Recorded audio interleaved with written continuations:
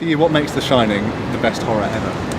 I think, I would say that The Shining was the best horror. I think learning voices will say otherwise, and it's a very subjective process. But I think I think for a start, in the hands of Stanley Kubrick, you're in the hands of a genuine maestro of cinema who understood that telling stories on the screen was different to telling stories on the page or on the stage. Yeah. So he uses cinema, as his pen, and he uses the camera as his tool. And so, every camera angle, every shot, everything that's going on the screen, which is why it's unfortunate in the big screen, is there for a reason. It's there deliberately, I think, to work almost subconsciously on us. I mean, Kubrick understood cinema, and he understood what terrifying does. And in The Shining, he's using both. So, you're in the hands of this master ghoul who is just pushing all of your buttons. And I think I think the whole thing about cinema and about movies is that when they're at their best, they work on your subconscious. So two things going on at once. You're watching a movie and you're processing it, and also it's working on a different level,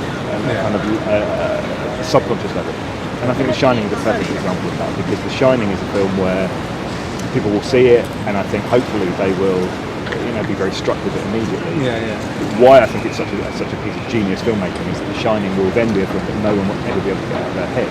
And I saw that film for the first time, I don't know, 25 years ago, longer.